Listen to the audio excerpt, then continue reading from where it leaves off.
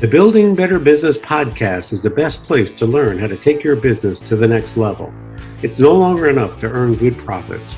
You need to develop a network of connections as well as use all types of marketing to your advantage that will put you over the edge. Hosted by me, Steve Eschbach, a financial executive with decades of experience in dealing with businesses and business people, we'll learn how this all comes together. Join me and my expert guests as we delve into the many facets of owning the business and how to become a good, caring business owner. Listen how making a difference in your community can attract all sorts of clientele, which in turn will build you a better business. Greetings of the day, everyone. My name is Steve Eschbach. I am the host of Building Better Businesses, and I welcome you again to another edition of our podcast. I am the owner of Transworld Business Advisors of Naperville, Illinois. Naperville is 40 miles west of Chicago. We are the largest business brokerage, and we're also the fastest growing business brokerage in the world. And we predominantly assist business owners confidentially sell and match them with qualified buyers. More recently, I'm having companies call me on the buy side to ask me how they can expand through strategic and synergistic acquisitions. So there's a lot of mergers and acquisitions out there, and that's part of what we're going to be talking about today. Basically, it's called Building Better Businesses. We're going to get some tips on how we can do that. I'm delighted to have Laura Treonze, who is an executive coach who specializes in behavioral understanding to enhance company culture, maximize talent, and boost employee engagement. Those are very powerful words. And I'm going to probably put you to the test here, Laura, right off the bat. Tell me a little bit about your company, LMT, which has nothing to do with what I thought it meant earlier on, and how you're able to assist your clients. So let's start with that. Well, so LMT Consulting is my own coaching and consulting company. We work with individuals and teams and entire companies to help them better understand behavior to enhance culture, profit, and really just overall happiness within the organization. I'm really blessed to work with a number of different industries and help people really get past those mindset blocks. So that's a little bit about the company. Yeah. And there's a ton of stuff on your website, and you'll be able to tell our audience where they can go to get more of that. But interesting, in your website material, you talk a little bit about work-life balance, which is critical to, I believe, building great culture within a company. You want to talk a little bit about that? I would love to. This is a topic. It's interesting because people say, it's outdated. Everybody's talked about it, but I don't think we're talking about it properly. When we look at work-life balance, it's as if we expect it to be like 50-50 or 25-25, 25-25. I mean, that doesn't happen. What we really need to focus on is the counterbalance, right? And the only way to understand the counterbalance is to get really clear on our priorities. And so when I'm working with people and we're talking about balance, I'm really asking them, what is the life experience that you want right now? And based on that, we begin to outline what are your priorities. And then from your priorities, you can then look at time, you can look at energy management over time management. I think that's another key to this idea of balance, is really looking at what are the things that cause you to use the most energy? What are the things that fill you up? And then how do you use that to help you stay in this sense of counterbalance? So I'm going to guess, and I'm paraphrasing, and you'll find I'll do a lot of this. So paraphrasing is that success at home is going to lead to success in the business and vice versa. Because if you're able to find the time and attention you need for home, and you're able to do the time and attention you need to do the business, if you're able to get that balance, I think both succeed. Am I right? 100%. And here's the interesting thing. People often come to me and they say, are you a business coach or are you a life coach? And I say 100% of people come to me to make more money. 100% of people talk to me about their personal life. We aren't separate people. We do need to look at incorporating them. And so again, that idea of what is the experience that I want? And then how do I create that in my world right now? So here's a funny story. My daughter, who lives up in Minnesota, she has one child, expecting a second in about 2 or 3 months. And she has a whiteboard on a refrigerator. And I said, you know what? I don't have a whiteboard in my home office because I moved everything to home. I have a physical address that I use on occasion, but now I've got a whiteboard and a chalkboard over there. And I learned that from my daughter, which is my family part influencing my business part. But in any event. Yep. So we're going to take a trip down memory lane. And what I mean by that is I'd like to learn a little bit more about your childhood. So tell me a little bit about your formative years. What were your interests when you were a young child? Let's say you were pedaling your bike on the sidewalk where you grew up. And then tell me a little bit about your parental influence and maybe other family influence on you, your upbringing. And if you have any other stops before you got to LMT Consulting, I'd like to learn a little bit about that. It's fairly open, but how much has your childhood affected you and where you are today? Oh, so, my childhood I am a direct influence of how I grew up. I was really blessed to grow up in a family business. My grandfather started lots of businesses, and one was a miniature golf, driving range, baseball cages on Cape Cod in Massachusetts. And so every summer we would go to Cape Cod, and everyone said, "Oh, you are so lucky. You get to go to the Cape every summer." I said, "Well, wait a second. My Cape Cod experience is a little bit different than most people's Cape Cod experience." So the business opened at 7 a.m. We closed at 11 p.m. As soon as you're old enough to walk, you're picking papers, you are helping picking golf balls. I mean, you name it, you are put to work. And so for me, when I was a kid, I remember missing my friends because we didn't live on the Cape. We would move there for the summer. And I remember missing my friends. But I also, even at a young age, recognized the gift of working in a business. And I was obviously when I started, I was one of the only females, given that it was a mini golf, driving range, baseball cages. We attracted more young men employees than we did young female employees. And I was given an opportunity to manage at 13 years old, and my mother saying, "Go over and do change a shift." I was helping to close the business at the end of the night. I remember I was in 5th grade and I wasn't really great at math, but when we got to the money section of math, my teacher said to my mom, like, "How does she know how to make change?" And I mean, this is given the rest of my lack of math skills. This was something that he pointed out. And it was because of this business. And so the confidence I gained there really influenced everything I did from college on. So your parents and your family gave you a lot of encouragement, but I'm going to guess they gave you some opportunity to kind of do things as you saw best. Now, your experience was a little bit different than mine. I had a lemonade stand in front of my house and I had a paper route on Long Island. That's a little bit different than what you're saying there, but it seems like you had the opportunity to get exposed to it. I didn't hear the words, "Mom told me this, Dad told me this." You pretty much figured it out on your own. Am I right about that? Well, so I was given a lot of leeway. And, there's one point in time that I tend to point out. Okay, this was really, I think, a big boost for me. Where my mom had such huge influence is I worked with my brother was 16. My brother was 15. I was 13. My other brother was 12. So, we kind of help around. My mom's really managing the business, and you weren't allowed to drink alcohol on the property. Well, you're dealing with a bunch of teenage boys. So of course they're trying to sneak in alcohol. So I made this sign that said "No alcohol." And I put it up behind the register where we worked. And I was helping to enforce the rules. And apparently I spelled alcohol wrong. So I went over for change of shift. My brother and his friends are making fun of me, and I was not going to let them see me cry. So I went home, and we lived on the property. So I go home and I get to the house and I start crying to my mom. And I'm like, "This is so hard. I don't have any friends here." And I said, "They don't like me." And she said, this was so powerful. She said to me, "They don't have to like you. They have to do what you say, because you're their manager. I want you to turn yourself around, go back over there, and I want you to do change of shift." And in that moment, I remember I literally stopped crying. And I'm like, "What?" And she goes, "They don't have to like you. They just have to listen to you because you're their manager." To have that said to you at 13 years old, I was like, "Oh, okay."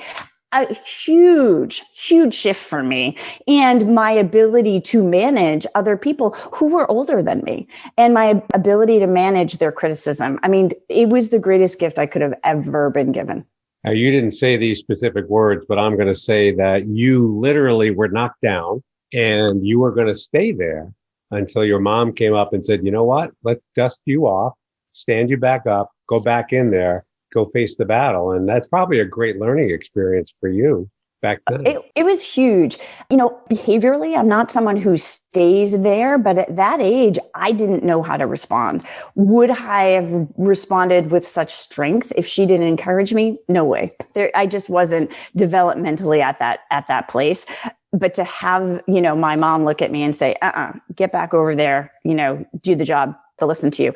Again, the greatest gift I could ever have. So that happened to you when you were 13. I will tell you that 50 years later, you're at my age. And I'm telling you, I still do not hesitate to ask even my kids, how do you recommend doing this to better improve what we do? So a couple good points. Number one, you have to have a strong interest and you have to ask for advice when needed. I think that's what you did, right? 100%. And, to your point, I have a 17-year-old and a 15-year-old, and I'm telling you, they have such amazing insights and they're so honest. They're the people that I go to with questions as well. They're going to give me the honest truth. And sometimes it hurts, but it's always appreciated. Absolutely. It doesn't matter what age your kids are. You can get good advice from them. And in doing that, they then look to you for advice as well. So 100%. So let's go back a little bit again in your formative years. So you're in your mid-teens, you're working at a miniature golf course. By the way, we got to talk more about that because I went to Cape Cod on vacation as well.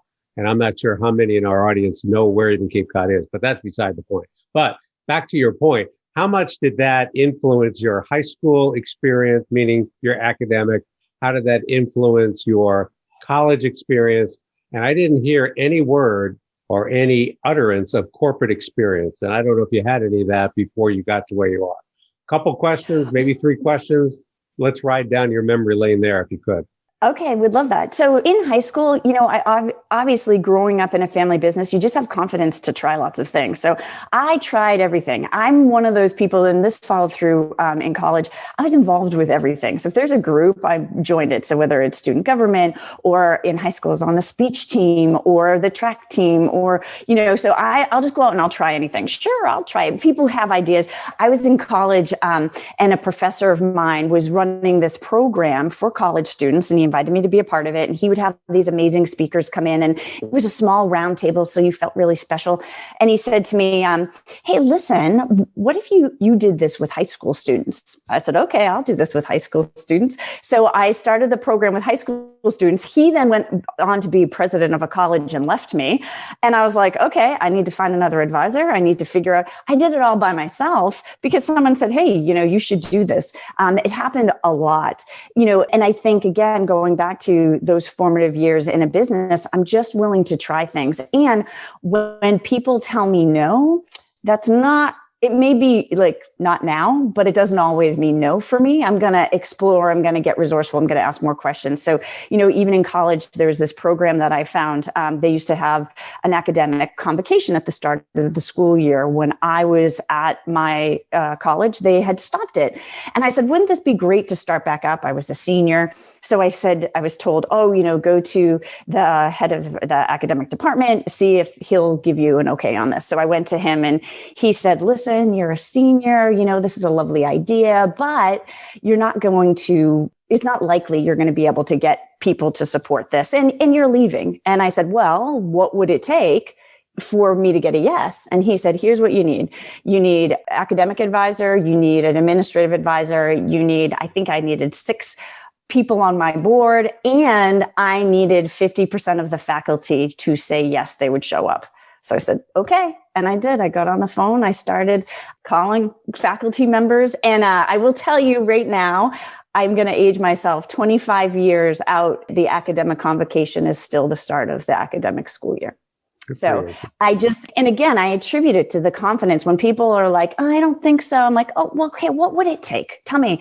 Because if there's a possibility, chances are I'm going to make it happen. So follow that through. My first career out of college was actually in fundraising. And it was because that professor who went to become the president of the college called me when I graduated and said, hey, listen, I want to steal you away. I want you to come up I was in New Hampshire. I want you to come up to New Hampshire and help me build this. It was a small college now turned university. We're really growing. And so I went up and I did that for 4 years. And then my jobs I went into technology. It was working with technology to help nonprofits for a year, probably a year and a half. And then I got married. We moved to Connecticut and I was in nonprofit. So I did nonprofit for a year and then was like, okay, I'm going to start my family. And I was always investing in real estate. I bought my first house when I was 24 years old. and it was a 2-family. So I was immediately a landlord. And so I decided to get my real estate license because I said, I don't really know what I'm going to do once I have a child. I knew I didn't want to do work full time in an office. I really wanted to be able to set my own hours. So I was a realtor for 8 years. And that's where I got introduced to behavior. The franchise that I worked with, Keller Williams, uses assessments to help guide people into the part of the business that best fits their behavioral style. But what happens is they use it and then it gets put in a desk and no one looks at it again. And so I was on a leadership team and the broker was like, I don't understand. People say they have these goals, but they don't take action. And so I said, well, give me their assessment. I look at their assessment. I said, you teach go for no. Their greatest fear is rejection. Even if they do it temporarily, it's not sustainable. It's not a sustainable way for them to build business. So people started bringing me their assessments and saying like, hey, listen, can you look at this and help me build my business? And so that's how I got into coaching, as people just started coming to me. And, you had asked, what were sort of your interests growing up? I was always reading self-development. Always. I mean, young as high school, I thought I wanted to be an attorney. So I was reading books on law and I was reading self-help books. And so it made sense. And people ask me why aren't you a psychologist? And so instead I got into coaching. And so that's where I've been for now 10 years. It is so funny about what you're saying here, because I pretty much have a finance and accounting background, and I love to watch movies in my spare time. Just last night, I was watching Dirty Rotten Scandals with Michael Caine and Steve Martin, but I was focusing more on how they were operating their separate businesses that came together with the woman they got involved. I mean, the whole thing, the interpersonal relationships, I observed more than I did before. So I like watching movies time and time again, but focusing a little bit differently. And it goes to your point that the behavior is critically important to how you get to where you're going to be and how you build successes. So I got to believe in your business. You do a lot of observing as well. You talk about self-assessment. You got to be aware of who it is you are and what you're good at and where you need help. I think that's kind of the whole thrust of what your business is about. Am I getting that right? Yeah. So a lot of people will talk about, self-awareness. You need to be self-aware. Well, most people are like, great. How do I do that? Right. And so where an assessment can be really helpful, and especially the way that I use an assessment, if you take an online assessment and you read through it, that's great. However, you really need someone to debrief it with you, to really ask you questions about what it means, because what it says on the paper has no meaning until you give it meaning. And so that's really the differentiator between how I use assessments and how lots of other people use them, is we're not just having you take an assessment and then this is the box you fit into. That hardly ever works. What we want to do is look at, here's what the stats say based on how you answer the assessment. Now you give it meaning for me, because it's in the meaning that you give it, we can help guide your actions so that you're doing what's natural. And that comes back to what I said in the beginning about working on energy management over time management, because when we're doing what's natural, I'm going to coach you to do more of what's natural because it takes less energy. And when you are doing things that are not as natural, then you need to rest, recuperate, rejuvenate so that you can come back as your best self. It's critically important, I found, with the business owners that I deal with, is to bring in people who are more comfortable doing things you're not comfortable with. And that 1 + 1 can sometimes equal 3, because I think you would agree that those who are in comfortable positions tend to procrastinate in those areas. And then those that are more comfortable in other areas, that's where they excel. But you got to get a team, and interpersonal relationships are critical in everything. Is that kind of what you're saying there? Yeah. And, when you talk about a team, often we hire people based on who we are instead of what we need. And so the great thing about an assessment is that I can put your whole team on a graph and show you that actually, if you're someone who's out in sales and getting it done and, go for no, you're not going to be a real great behavioral match with the person who's in accounting, who's into the details, but a company needs both. And so what we do is look at how can you communicate better? So it's no longer personal, because what tends to happen is people with different behavioral styles can actually conflict. If we learn to work with each other as a beautiful checks and balances, we take away the conflict. Yeah. What are some of the other common, and I don't want to call them mistakes, because I never use the word mistakes, because now everything that I do is a learning experience. And if it costs me a little bit of money, I say I didn't lose money. It it was my tuition for further learning. You deal with a lot of clients. I'm going to ask you about your ideal client, but are there some common situations that come up that you observe that need guidance on? Is there something that is a typical, maybe oversight by some of the business owners and business group? Is it too general, or is it all, one-offs in everyone that you reach out to? You definitely see patterns. I think right now, the biggest pattern I see is mistakes in hiring.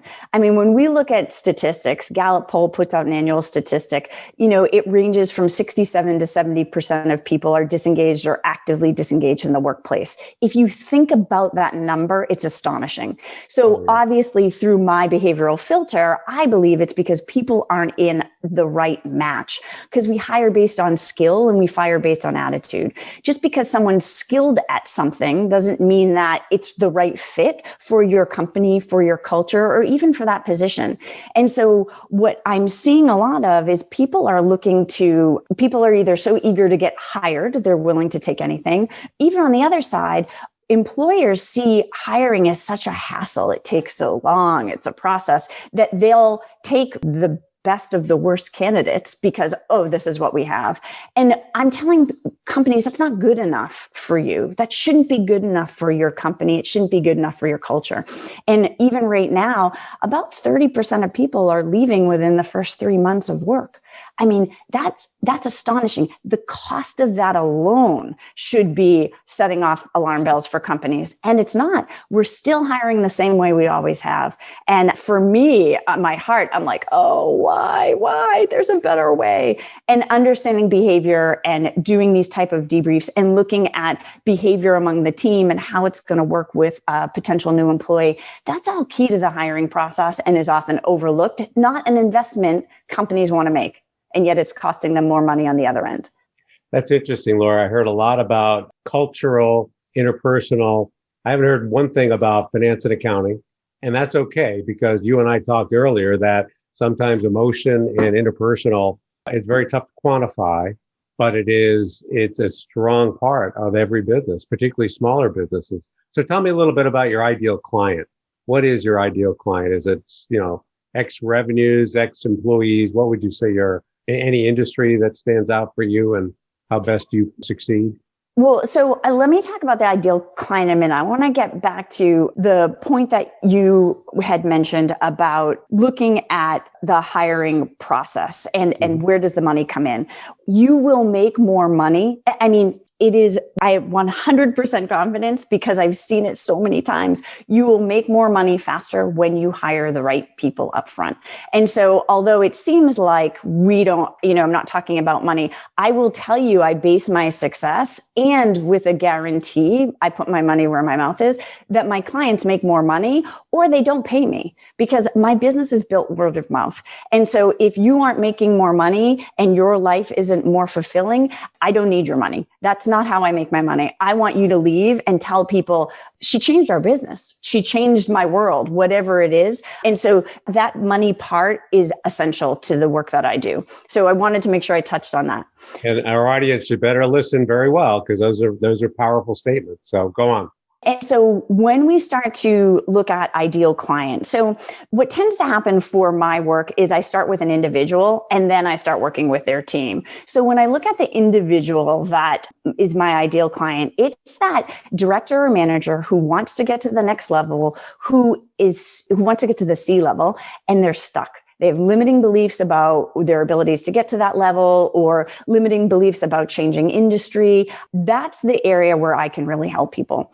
Then once I'm working with them at the C level, then we start to work with teams. And that's where the work gets just so fascinating.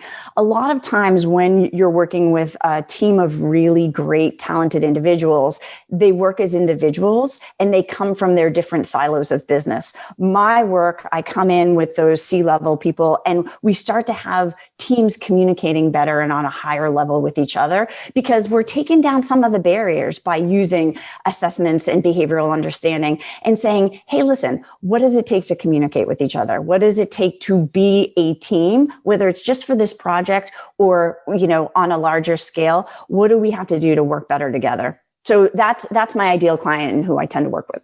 Yeah. So you start small, and then from that small, you build. You can't conquer everything at once. You got to be able to get your successes behind you and then move forward from there. And the key for me, if I could just add one thing, because the key too is a manager, a C-level who's willing to be coached.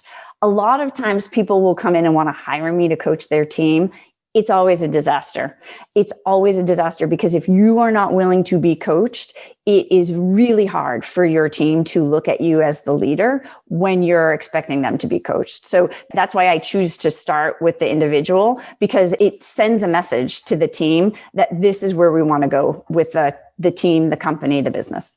That's critically important. And I totally agree with your mindset and your philosophy.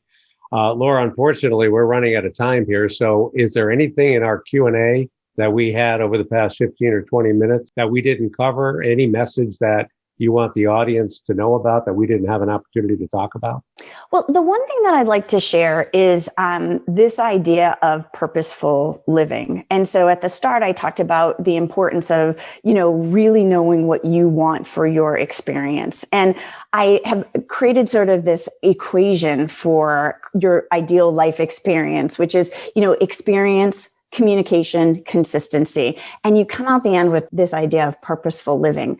And so a lot of times we know what we don't want. And so we are basing our experience on what we don't want instead of articulating what we do want. And so looking at what is the ideal experience you want and defining that.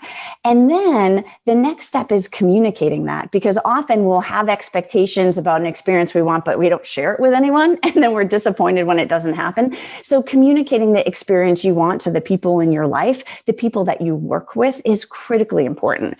And then consistency. How do we incorporate this ideal experience into our life consistently? A lot of high achievers I know are really good at achieving the big things with a sacrifice of the day-to-day.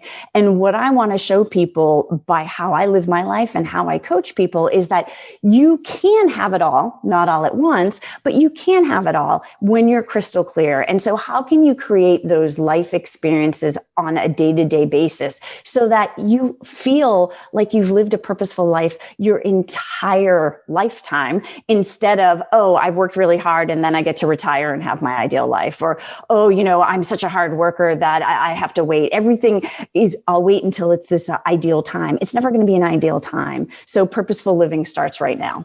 Absolutely. Taking action now and then moving forward from there is critically important. Well, we have one final question for you, Laura. How do we find out more about you, your business, anything else we need to know about Laura? Well, so to find out more about this idea of purposeful living, I have actually created my own individual page. So if you go to purposeful-life.co, you can get more information on that. And there's a little survey that you can take to see if you are currently living a purposeful life. So that's one place. The other place you mentioned is my website. I have a ton of free content on my website, and that's LMT worthtalkingabout.com. And there's free worksheets and I have over 100 videos on YouTube. I have podcasts. There's tons of stuff out there so that you can start to get an idea of ways to build your purposeful life.